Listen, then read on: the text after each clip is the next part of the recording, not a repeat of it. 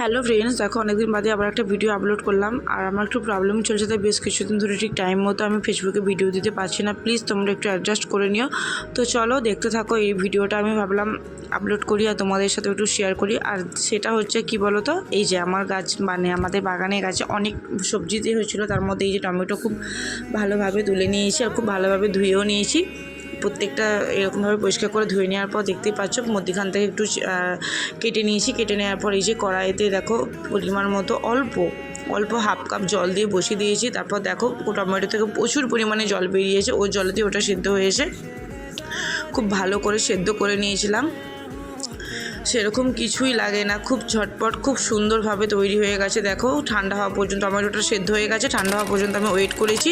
তারপর ঠান্ডা হয়ে যাওয়ার পর মিক্সিতে দিয়ে খুব ভালোভাবে একটা স্মুথ পেস্ট বানিয়ে নিয়েছি। আর একসাথে সবটা না, অল্প অল্প করে দিয়ে আমি খুব ভালোভাবে পেস্ট বানিয়ে নিয়েছি।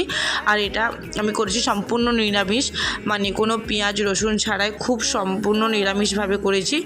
আর তাই ভাবলাম তোমাদের সাথে শেয়ার করি। দেখো আমি একবারে সবটা করিনি, অল্প অল্প করে মানে এটা বেটেছি এবং অল্প অল্প করে এটা ঢেলে ছেঁকে নিয়েছি। এই যে আমার এরকম ছাঁকনি করে আমি ছেঁকে নিয়েছি, যাতে যাতে টমেটোর দানা বা ছাল কোনো রকম কিছু না থাকে।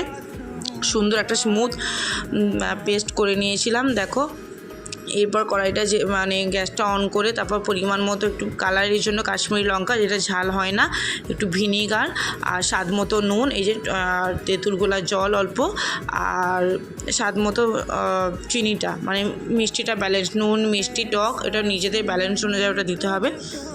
ব্যাস এই কটা জিনিস, আদারওয়াইজ আর কিচ্ছু লাগে না। খুব সুন্দরভাবে এটা করেছিলাম। আর মানে কোনো এক্সট্রা কোনো ঝামেলা ছাড়া নিরামিষের মধ্যে খুব ভালোভাবে। তো দেখো আমি এটা একটা এই যে জারটা দেখছো তোমরা, এই জারটা ভর্তি করেছি। ইভেন এইটুকুনি জাস্ট ঢুকছে, মানে আর ধরছে না ওটাতে, তো সেইটুকুনি তোমাদেরকে দেখাচ্ছি। দেখো তো তোমরা কোনো ঝামেলা ছাড়াই খুব সুন্দরভাবে ঝটপট করে এরকম টমেটোর সস বানিয়ে ফেলতে পারবে বাড়িতে। এখন টমেটো ভীষণই সস্তা পাওয়া যাচ্ছে, আমি বাগানে আছে তাই আমি এটা তুলে করেছি। তোমরা তো এখন টমেটো খুবই সস্তা, তোমরা বাড়িতে এভাবে বানাতে পারো। খেতে খুবই সুন্দর হয়েছিল, আর মানে দোকানের থেকে কোনো রকমভাবে কম